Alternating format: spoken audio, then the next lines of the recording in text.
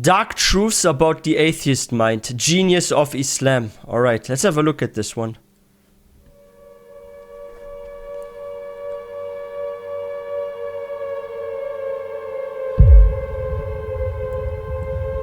Asteroids are hitting the Earth or what? What's going on here?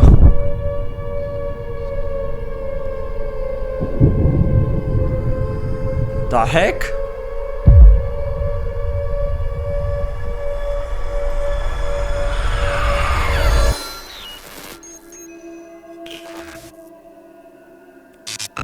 That's a scary intro. What the heck? I mean, it's really scary, right? Can you take a pill that Red will pill kill movement. your soul? In the novel The Giver, people take a government-mandated pill to kill their emotions and desires. The pill also makes them colorblind and interferes with their memory. Wow. In the classic sci-fi novel Brave New World, authorities keep the population enslaved through a happiness-inducing pill called Soma.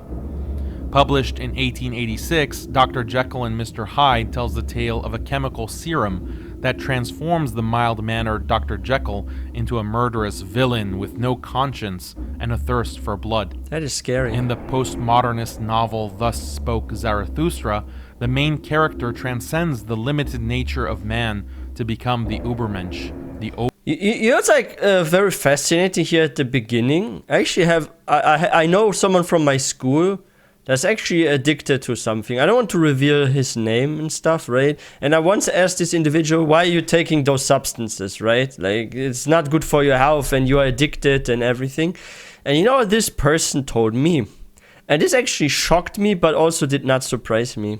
Because this person doesn't have any religion or beliefs. This person is an atheist, by the way. And he told me that his life is so stressful, and sometimes he wakes up in the morning and he feels like, why am I even alive? And my life is meaningless, he says, right?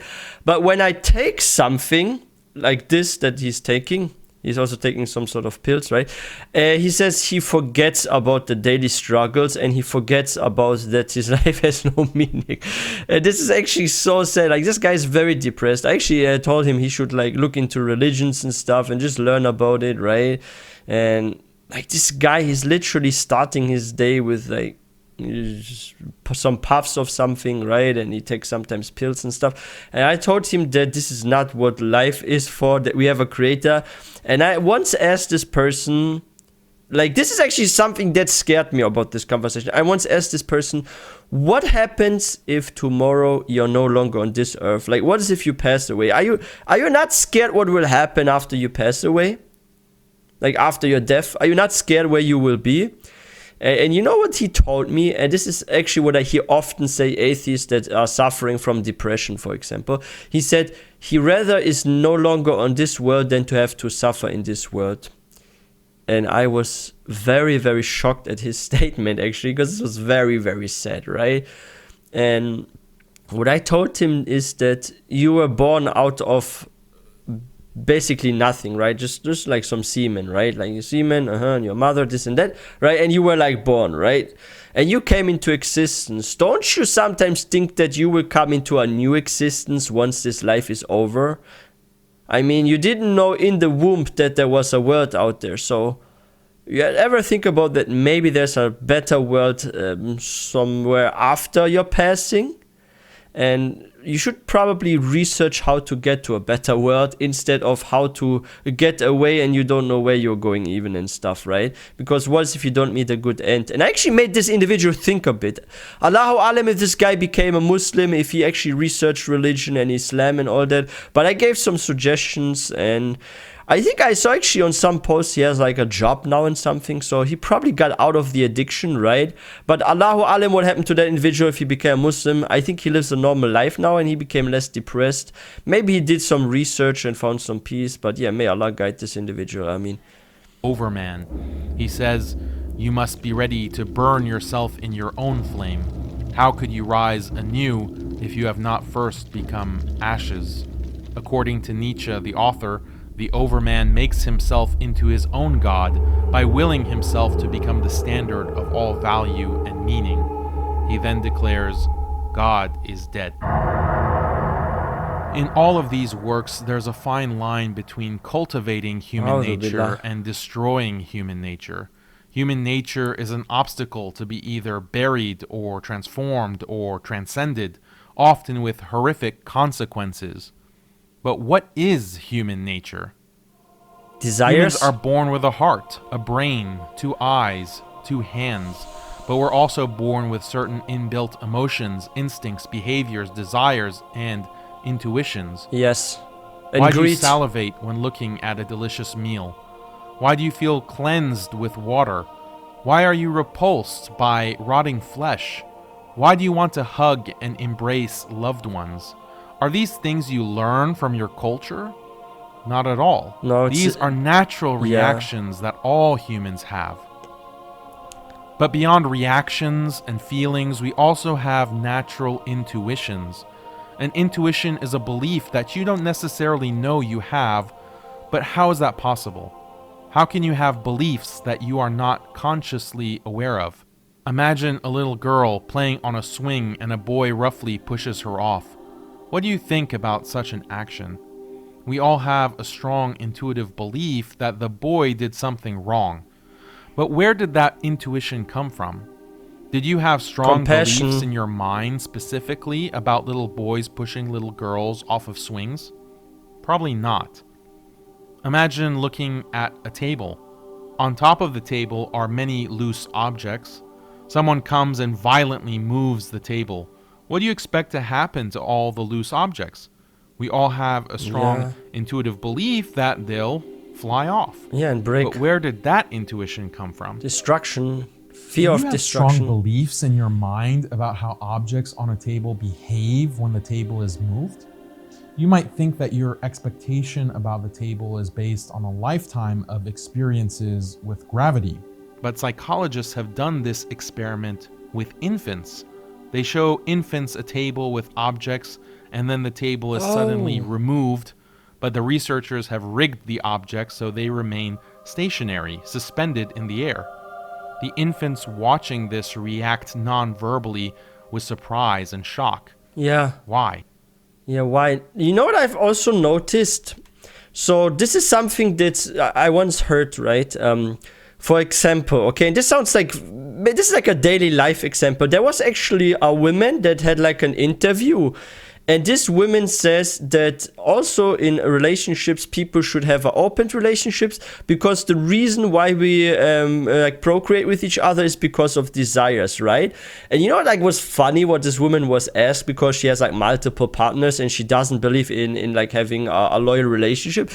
What this guy asked in the interview was so good. He asked, then why do people feel jealous? Then why do people divorce sometimes when a partner is cheating? Like you maybe don't feel such strong attachment. But why do human beings feel this attachment if we are only driven by instincts and desires alone like this? Why do we feel a connection and bond with another human being if we can just easily switch this off and go to another? Like where does this bonding and this and that come from? Because you cannot say it's the safety or something, right? Because if you're not having any strings attached, you have safety because you don't have responsibilities towards an individual, right? And you know, like this woman said, like she could say nothing. She was actually confused. Then she tried to actually say in that interview that the reason why people are jealous is because they're insecure about themselves and maybe they will not find a new partner.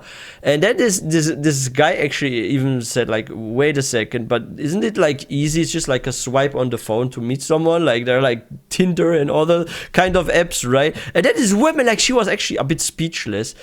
Like this was such a good interview. I watched it like a couple of years ago about someone, and this person also a streamer on Twitch, and it was actually very, very shocking when I like heard her statement even that we human beings, we are driven by only instincts like animals and we can't bond with other people. So I was thinking in my head, like, what kind of upbringing did this girl have that she cannot feel any attachment to another human being?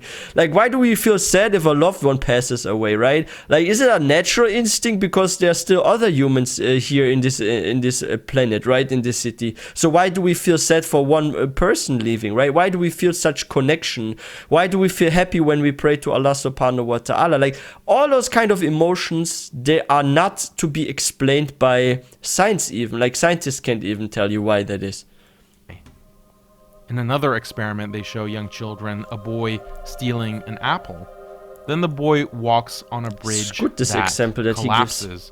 They ask the children, Mashallah. why did the bridge collapse? And the children overwhelmingly agree that it was because the boy stole the apple. These children come from a variety of religious and non-religious backgrounds, and none of them would even be able to articulate the belief that somehow morality can affect physical events like the collapse of a bridge. Nonetheless, they all share this intuition. It is said that there are no atheists in a foxhole. This is because in the heat of war, the atheist relies on his intuitions that God exists and can help him. Yeah, like when a plane crashes. Out reflexively. Similarly for the atheist at sea, when the dark storm blows, tall waves batter his ship, and the watery grave beckons, the sailor cries out, "Oh God, save me." You know what's like funny? I was once flying somewhere. This was actually to the Canary Islands. And you know when you're like sometimes in the plane, you have like those, I don't know if they're called air pockets or what the name is, but you have like a pressure, right, in because of the winds and stuff. But there's sometimes like those silent moments, and sometimes like the plane goes down like just a little bit. Like it's not like dangerous. This happens always when you fly usually. Sometimes you don't notice it. Sometimes you notice it stronger. And one time when I was like flying to the Canary Islands to Gran Canaria for vacation, there was like this air pocket or what you call this. Like, let me know in the comment section what's the right name for it. But the plane went a bit down, and guess what? Like, a lot of people said something like, "Oh God, like because they were scared we were gonna crash." And then they said only, "Oh, there's some turbulences, right? Like the air pressure has decreased, but we're gonna be out of it. We are facing a little storm." And then it was just like for a few minutes like that, and then it actually really passed because the flight from there to there is like what, like 3-4 hours or so only, and we were only there for like 15 minutes or something, but people were like, "Oh God," and stuff, because we went like down like this in our seat, right? So this actually proves that like everyone thinks about God, even if they are claiming to be an atheist, right? So I love this example here also with the sea. That's also a good example, because this can happen also in the land, all right? Or if you have like almost a crash on the highway with your car, you maybe feel the same way.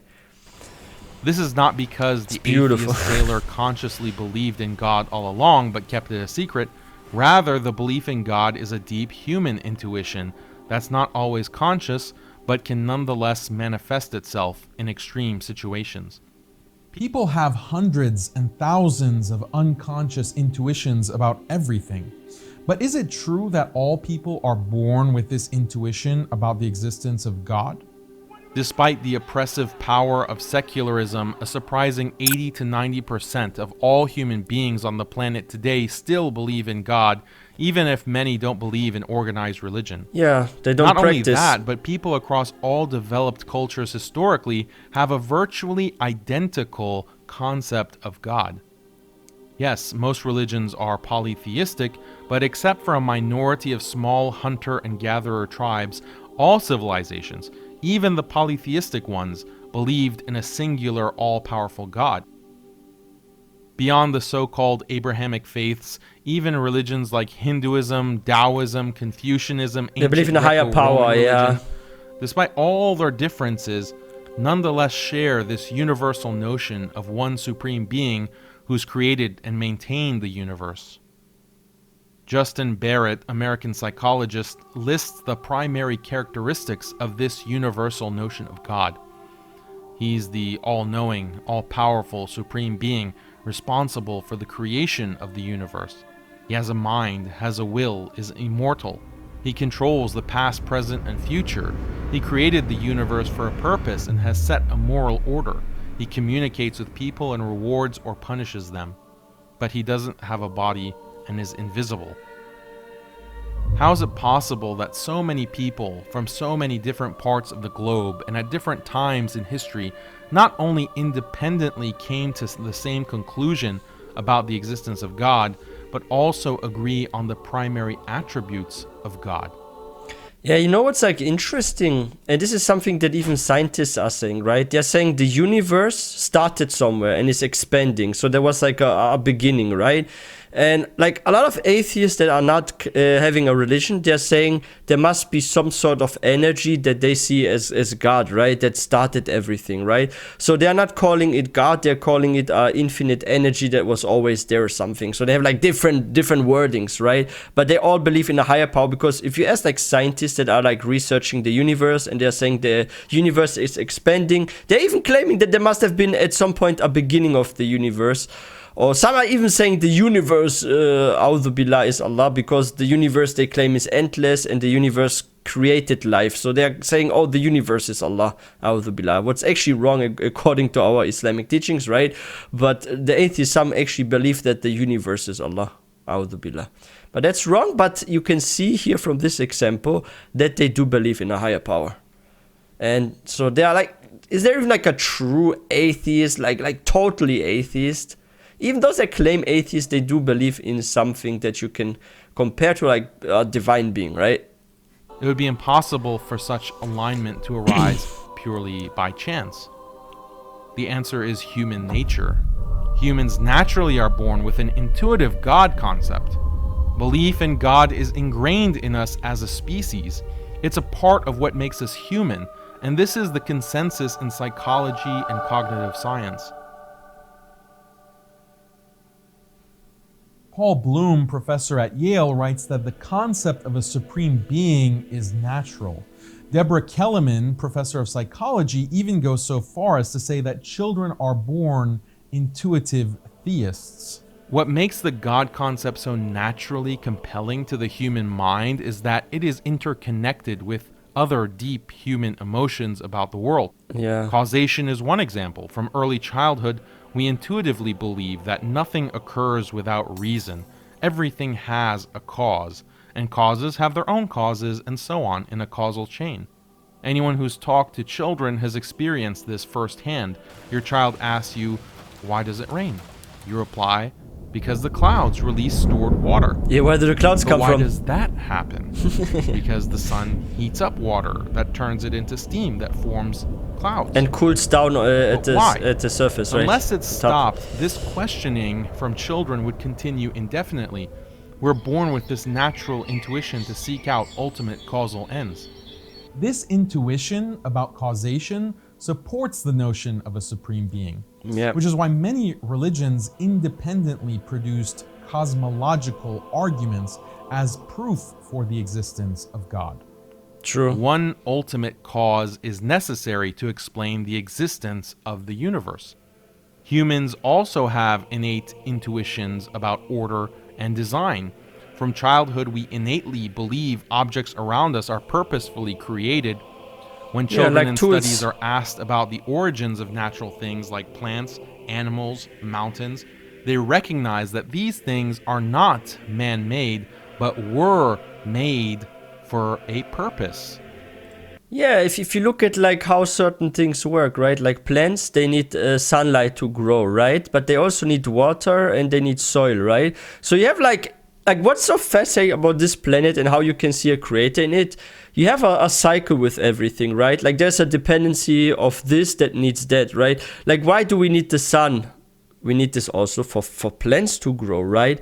Why do we need the night? Because there are animals and plants that need a rest.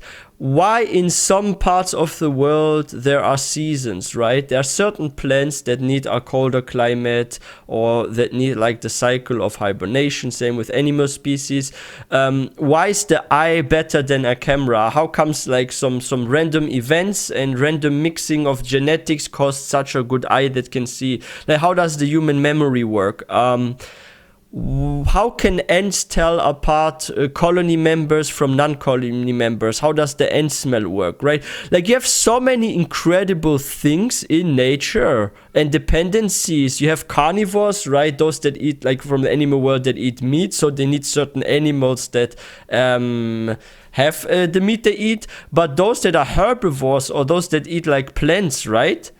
They actually multiply and breed faster and more than the carnivores. And have you ever asked yourself, why do lions, for example, have less offspring than the gazelles, those deer-like thingies, right, that run around the desert? Why do they have more kids, right? Or why are there more boars born in the forest than there are wolf babies born, right?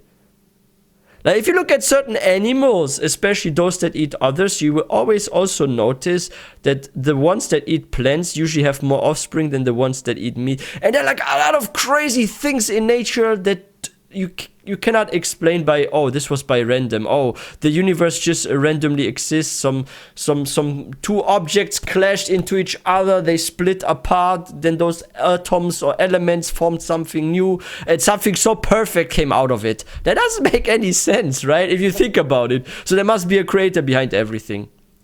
For example, flowers were made to make the world beautiful. Puppies were made to bees. play with children, and so on. And to guard How sheep can something when they both grow up? be made for a purpose but not be man-made? For children, the answer is obvious. God made it. Olivera Petrovich, Oxford researcher, Tested Japanese and British children from ages 4 to 7 by showing them photos of natural objects and man-made objects. When the children were then asked questions about the origins of natural objects like mountains and animals, regardless of cultural or religious background, the children predominantly chose God as the answer. So they were did given not multiple answers, give right? An agnostic answer like nobody knows their origins, or an incorrect answer like those things were made by people. They said that God was the creator. That's why we say everyone is born a Muslim, right? This result absolutely extraordinary, because the Japanese Shinto religion doesn't include this idea of God creating anything. So how do Japanese children get the idea that creation is in God's hands when their religion and culture has no such teaching? Because everyone's born a Muslim. The researchers also asked the children to describe God. We might expect that the children would give different descriptions of God based on their religious upbringing, but surprisingly, that wasn't the case. Children predominantly conceive of God as a person without a body, similar to notions of gas and air. Petrovich claims that children get the idea of God as man through their religious education, but no child naturally thinks of the creator of the world as a person with a body.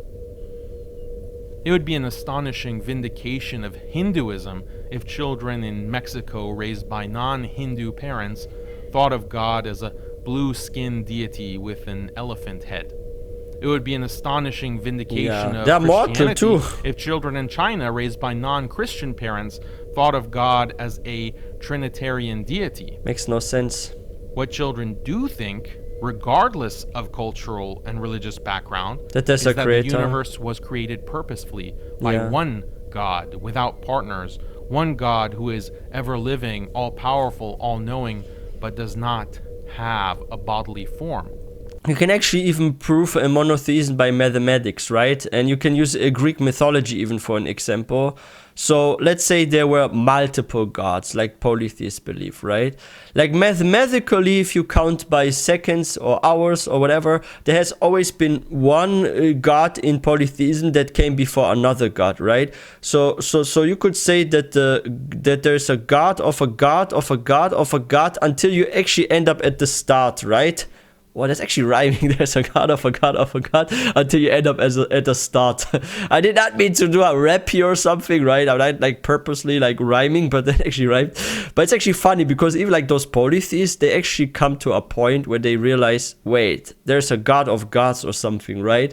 But then how come someone is a god when there is already a god or something, right? So like the polytheist mind will blow up and just distort. That's why polytheists, they don't like to mention the order where like gods were born, right? That they believe in. Because if they go back and back and back, they end up at one creator of a creator. So their statue was actually created by Allah, then they say at some point, if they think about it, right? And this actually drives them out of polytheism to monotheism. And I believe this is also like how some of the Sahabas radiallahu anhum actually came to Islam, right? Because they also asked themselves the question probably when they looked at statues like, oh, this statue is made out of materials. Where do those materials come from? Oh, they come from Allah. That means that this is actually lower than Allah because it came after, right? So it can't be as powerful because it did not create itself. It was created. And then they come to Allah. So yeah, that's for the polytheist mind, right? That's why polytheism is there's still polytheism on this planet, right? But it's very, very small, the community, probably. Well, that's so unlogical. Where does this intuition come from? Atheists claim that belief in God is ridiculous. Famous atheists like Richard Dawkins claim that believing in God is like believing in a flying spaghetti monster. Dawkins explains that if religious people want to know why atheists don't believe in God, they should just reflect on why they themselves don't believe in something as silly as the flying spaghetti monster or Zeus. But these atheists have simply committed the straw man fallacy.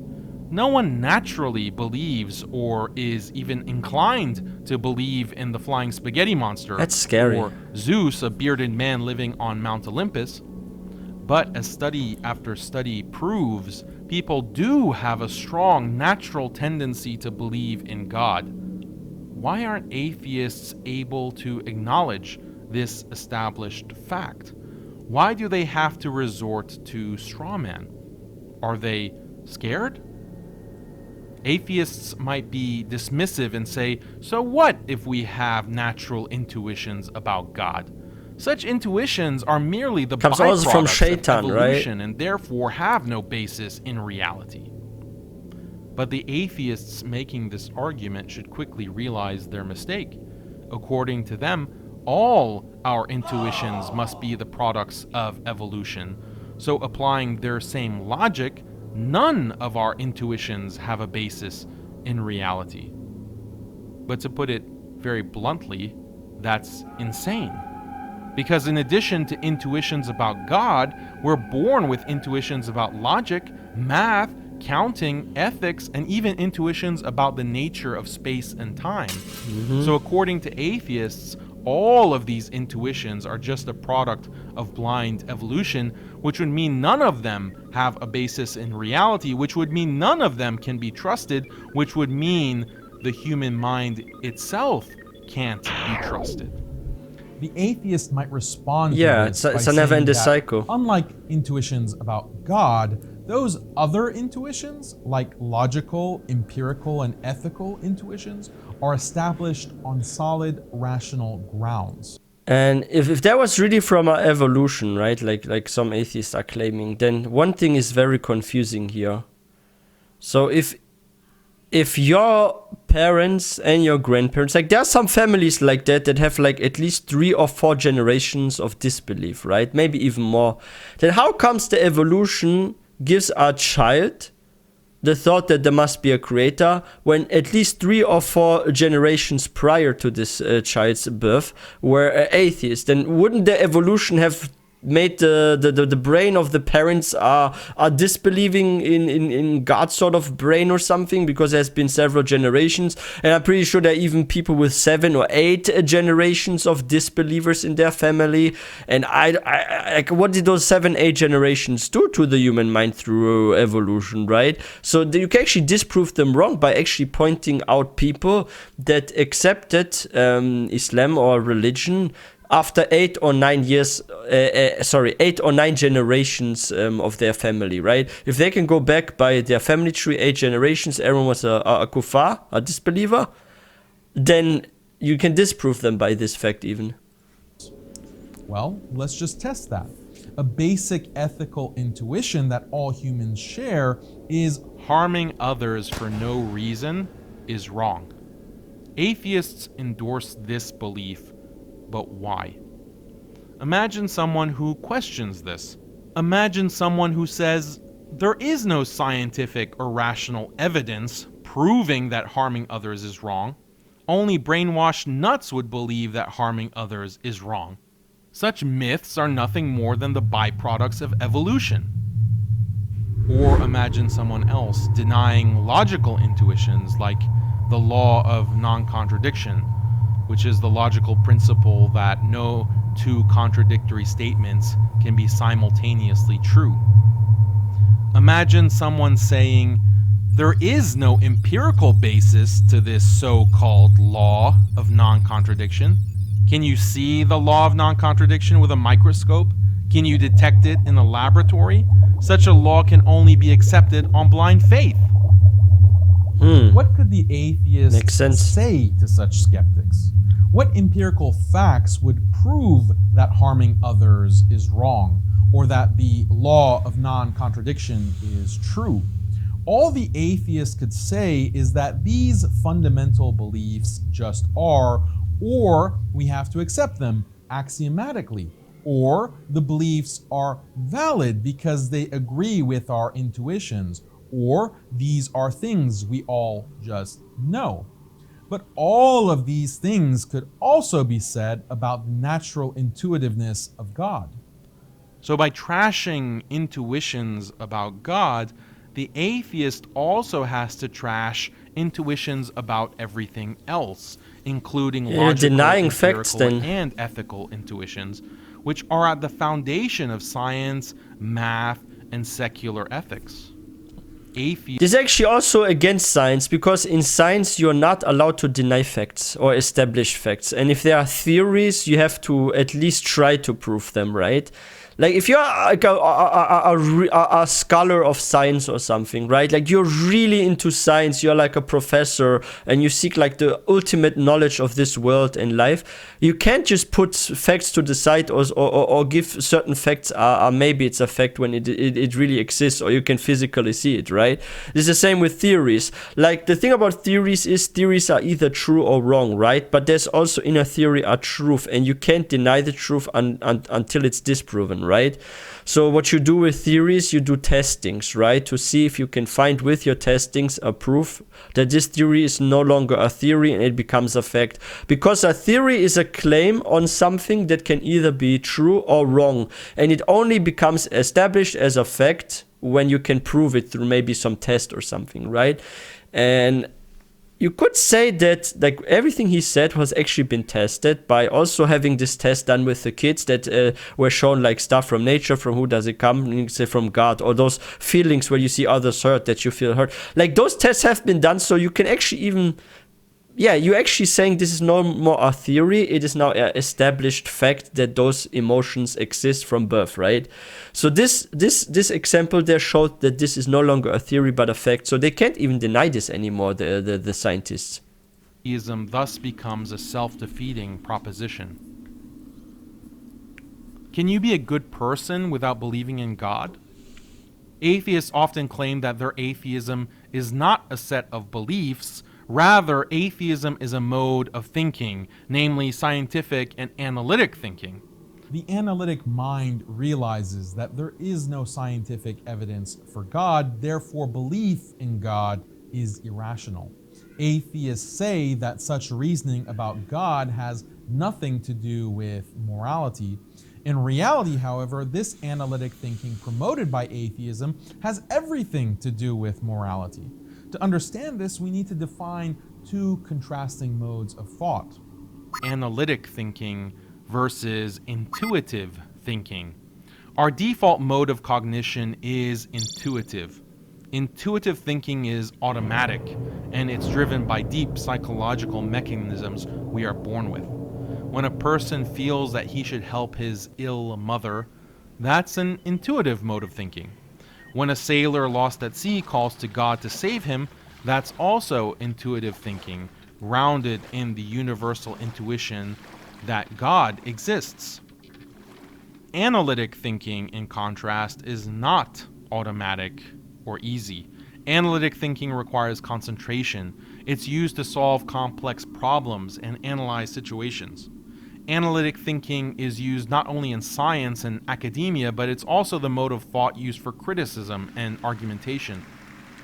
Numerous studies show that when you disrupt people's concentration with loud noises, time constraints, or other distractions, they fall back to intuitive thinking. This is why there are no atheists in a foxhole. When distracted by the horrors of war and the imminence of death, analytic thinking shuts off, and the intuitive mind takes over.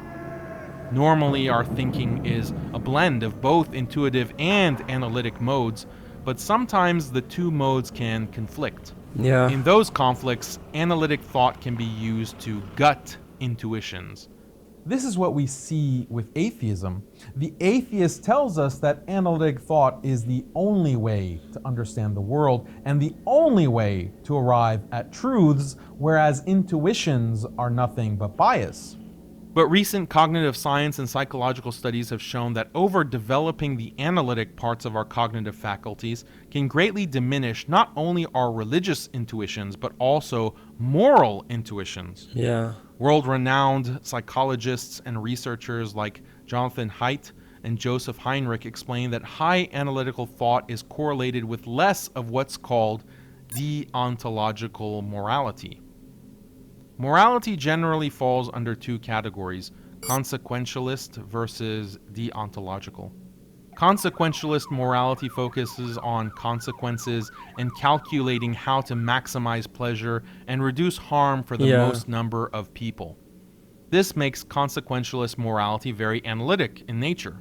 Yeah. Deontological morality, however, is much more intuitive and relies on gut feelings and innate ethical tendencies such as caring for family, feelings of disgust or reverence, respect for authority, and loyalty to one's tribe. To better understand the contrast between consequentialist and deontological morality. You know what's like interesting about those parts? We all need this actually to live a good life, right? But we can't go too extreme on one side, right? And we kind of like, I feel like we humans, we have like to balance everything out in life and not go on the extremes with one part, right? Because you do at some point also need your analytical thinking at some points, because you need to also measure like how much harm can be done. Okay, let me give you guys an example with this, right? Like love to the family, obeying, loyalty, right?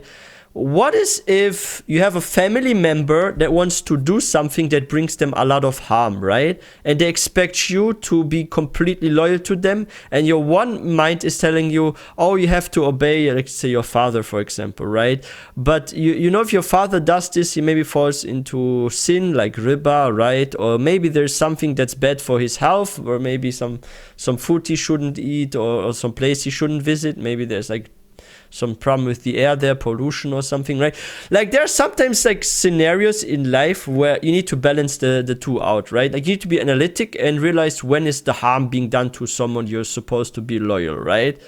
And then you need to actually stop them with your analytic thinking from not doing this. And at the same time, you're not harming the other part because you're still being loyal by protecting the person you care about and not being blindly loyal or something, right? That's also how you can describe it, like blindly loyal. Because your loyalty is blind, that you don't care about the outcome and the analytics if that what this person does is maybe bad, for example. So this is why we humans need to always balance the two out. And that's also how we avoid falling into haram, right? Because sometimes you maybe get married and your spouse, for example, does a lot of haram and you want to be loyal, and then the spouse wants to drag you into the haram. But if you're not analytic, you're actually not going to see that there's like some haram in it or something, right? So you have to actually stop this or something. So yeah, balance two out always. Caring for family, feelings of disgust or reverence, respect for authority, and loyalty to one's tribe. To better understand the contrast between consequentialist and deontological morality, consider this scenario. A man goes to the supermarket once a week and buys a dead chicken. But before cooking the chicken, he has sexual intercourse with it. Then he thoroughly cooks it and eats it. Is there anything morally Can someone bring me a bucket? with his actions? Purely on the basis of consequentialist morality, there would be nothing wrong with this, since there's no harm, and in fact the man increases his overall pleasure, so it might even be an ethically good action. But deontological intuitions tell us that such an act is perverse, it's disrespectful, it violates decency, and therefore is highly immoral. Yeah. The surprising thing is that when people are asked about this chicken I lost my scenario, appetite just now. those who have a Western secular education are far more likely to find nothing objectionable to it. What academics now recognize is that when the analytic side of cognition is inflated due to education, upbringing, and environment, deontological intuitions become muted, if not entirely canceled out. This overemphasis on analytic thinking is exactly what atheist psychology is all about. And if you asked, you might be surprised that many atheists would find nothing wrong with copulating with a dead chicken and then eating it. It's not a coincidence that many popular atheists have openly stated that they have no moral objections to incest, bestiality, necrophilia, and other so-called victimless crimes that most people of the world would consider unspeakably evil. Yeah, people Even should get Richard locked up for Dawkins this for recently sure. claimed that there's nothing morally problematic about eating human flesh so long as the meat has been cultivated using human clones in a lab. Can we stop this? What we must realize is that healthy human relations are fundamentally deontological. For example, a woman could greatly increase her physical pleasure if she cheated on her husband without him ever finding out. But she doesn't do that because that would be unfaithful, and infidelity is morally wrong regardless You break of families any apart. positive overall consequences. A son might have a lot to gain by frequently lying to his father, but he doesn't do that because he feels lying, guilt, especially when directed to one's parents, is morally wrong, regardless of the upside. especially if you love someone. A mother could greatly enjoy life if she gave up her baby to a foster family, but she doesn't do that because her strong maternal intuitions tell her not to abandon her child, regardless of the massive increase in freedom she could enjoy. All relationships require a healthy... I think that example is really good with the mother and the child. I like this one the most here because, like, I've seen situations where, for example, they were like mothers and they had a very, very, very tough situation, right, in life. And they decided to actually, despite all the hardship, maybe they had no money even, to keep the child. Sometimes maybe the child was the result of something even they didn't want to do, right? And they still would raise the child and give the child a lot of love and would stay up at night to take care of this child. And some people would say, hey, why you even do this? Give this child away. Or this child came through involuntary means to the world or something, right? But the mothers, they still feel love for that child and stuff. And this is something it's like inside the heart, right? It's something that is not from the brain, but it comes from love, right? Sense of deontological intuition, but this is precisely what a hyperactive analytic psychology destroys. Yeah, the it's analytic no more mind analytic. favors consequentialism, and That's why you need a balance of consequentialism both. says the only thing that matters is maximizing pleasure and personal happiness, basically pumping dopamine into the brain. But sometimes maximizing that dopamine requires lying, cheating, cutting off family, betraying your community, violating sanctity, engaging in the taboo. So when atheists promote analytic thought as the end-all be-all of human They become cognition, evil people. they're not only burying natural human intuitions about God, they're also sabotaging all organic human relationships. Yeah. Psychologist They become Jonathan enemies Haidt, of who is everyone. a committed atheist himself, as well as others, have published numerous studies on how atheists are less charitable, less generous to family, less loyal to community, more willing to justify lying and cheating. I have a live proof. Did you guys know that the richest people on this planet could actually feed the whole of Africa and they would still be pretty wealthy? And you know why they are not doing it? Because they are the analytic sort of people that are described here. Like if you look at the wealth of the world in every single country and how it's spread, you can take just a fraction, just like a little bit, like a chunk out of the richest people on this planet and give it to those super hungry countries, or like to Yemen, right? May Allah protect our brothers and sisters in Yemen, Ameen. But you could like feed the whole of Yemen and the people would still be very rich, right? But some of those super high in power people, they are this analytic people, they are atheists. And a lot of those atheists, they don't even want to recognize religion because it hurts their analytic side, right? Because this analytic side says if you accept religion, you're going to have less wealth and stuff. So they're actually disbelievers by also choice because they want to benefit in this dunya. They want to follow the analytical part and see what is good for them in the temporary moment, right? And stuff. So yeah. Less loyal to community, more willing to justify lying and cheating for material gain, more willing to engage in infidelity, and much more. Atheists might claim that atheism is solely about the non-existence of God, but that's not true. Atheism is an integrated psychology that is strongly correlated with an ultra-consequentialist, ends justify the means, Machiavellian morality that is hostile to all human relationships. Yeah. It's no accident that atheists have been at the helm of the past century's most expansive and brutal social engineering projects aimed at dismantling and radically reshaping the traditional family, all in the name of the so-called greater good. Secularism institutionalizes this analytic mode of thought, indoctrinating children and adults to overcome their natural intuitions and become cold, calculating machines.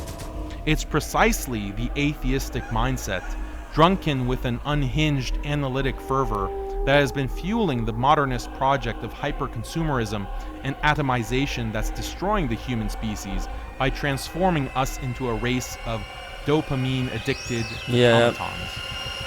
This is the pill that destroys our nature. Only and Islam kills can save the you soul. from this. But we can become human once again. Yeah, by accepting Islam and praying to our Creator and following Quran and Sunnah. Wow, that was a good video. Let me give this one a thumbs up. Like, I actually love those kind of videos that are like super scientific like this one. And this makes you think. And I love like how the Muslim Skeptic used here a lot of daily life examples, right? Especially this one with like the mother and the child. And that if children see something break, why do they sometimes feel sad or cry? Like, all those examples, I love them. Same with that one with the sailor on the sea, right? And there's a storm and he gets lost, and I really love this so much. This is really good. But yeah, like even atheists, if they actually think hard enough, they realize there must be a creator, because there are a lot of like evidences that there are things that just can't be calculated or explained where they come from. And the whole way like nature works, that the universe is expanding, how did it start, this and that. So you always come to the conclusion also by those sort of human feelings that exist from birth on that there must be a creator. And yeah, why do people in danger or when the plane is about to crash call for God, right? This is something to think about. But yeah, that was a very good video. And yeah, if you enjoyed this video, please don't forget to give this one a thumbs up. If you guys are new to this channel, please don't forget to hit that subscribe button for more content. And I will see you guys next time.